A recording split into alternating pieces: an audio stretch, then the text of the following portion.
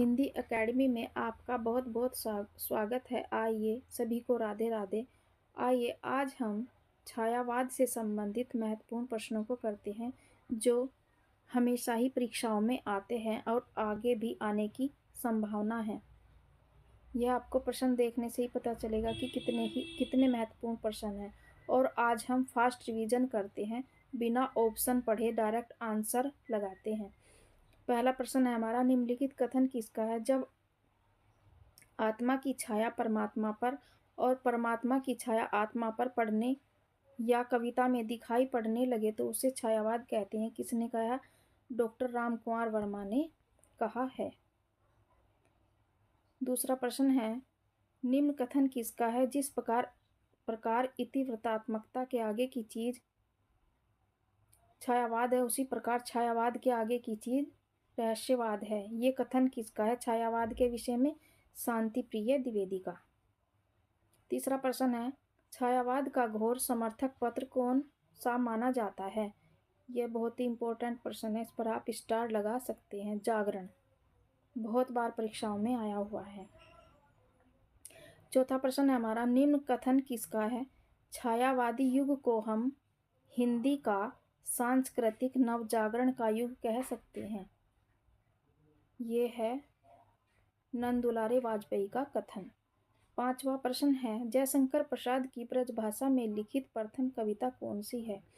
ध्यान देने की बात है कि ब्रजभाषा में लिखित कविता की बात हो रही है, न कि कविता संग्रह की। तो यह है सावन पंचक, जो 1906 ईस्वी में लिखी गई है।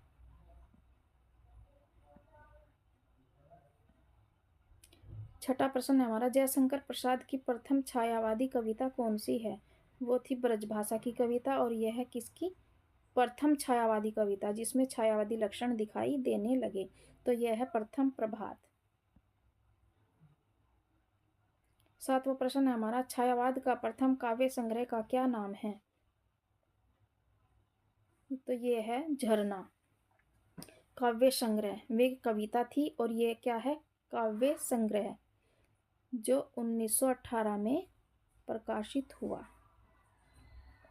जयशंकर प्रसाद की ब्रजभाषा की कविताएं किस काव्य संग्रह में संकलित हैं?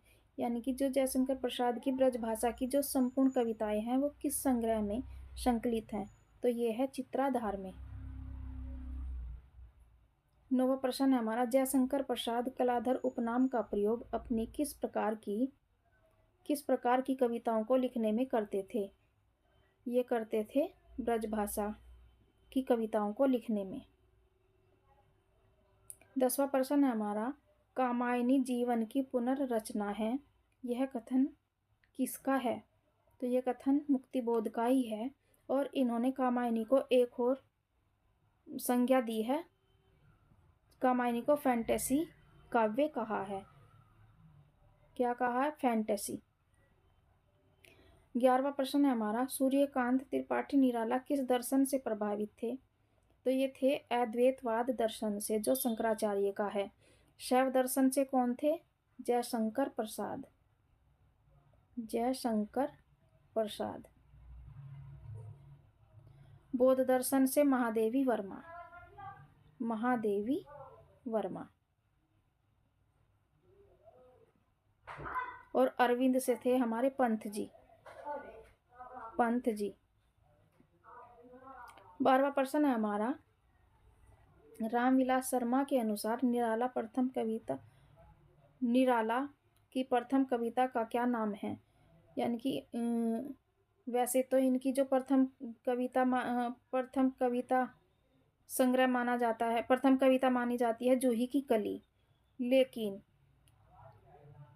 रामविलास शर्मा के अनुसार कौन सी जो उन्होंने रामविलास शर्मा ने बताई है वो कौन सी है? तो वह है भारत माता की वंदना। रामविलास शर्मा ने निराला की प्रथम कविता भारत माता की वंदना बताई है, लेकिन सर्वमान्य जूही की कली है, जो 1916 में आई थी, और ये 1920 की है। 13वां प्रश्न है हमारा, निराला द्वारा रचित कविता खंडहर के प्रति निम्न में से किस प्रकार की कविता है? प्रेम गीत है, रोदरूपी कविता है, संबोधन गीत है, व्यंग्य गीत है। तो ये एक संबोधन गीत है और ये आया हुआ प्रश्न है टीजीटी में।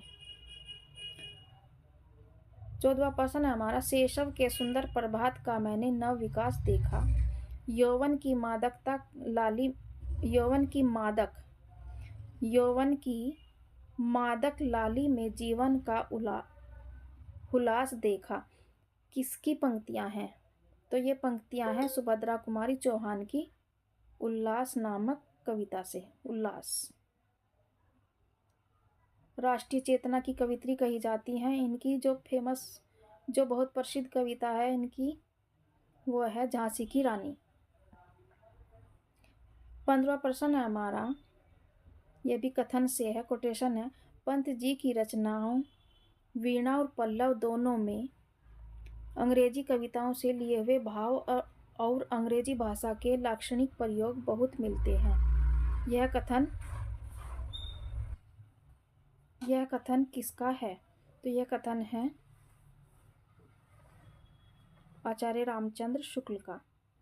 16वां प्रश्न है हमारा, महादेवी वर्मा के किस काव्य संग्रह की कविताएं वैदिक संस्कृत के विभिन्न काव्यांशों पर आधारित हैं? इसका आंसर है सप्तपर्णा, जो 1960 की रचना है। 17वां प्रश्न है हमारा, निम्नलिखित में से कौन सा काव्य संग्रह नरेंद्र शर्मा का नहीं है? तो यह है अपराजिता। कर्णफूल, शूलफूल, प्रवासी के गीत तीनों काव्य संग्रह नरेंद्र शर्मा के हैं। अपराजिता रामेश्वर शुक्ल अंचल की रचना है। 18वां प्रश्न है हमारा, वह उस शाखा का वन विहंग उड़ गया मुक्त नभ निस्तरंग पंक्तियां की छायावादी कवि की हैं? तो ये है सूर्यकांत त्रिपाठी निराला की, जो तुलसीदास इनकी रचना है उससे।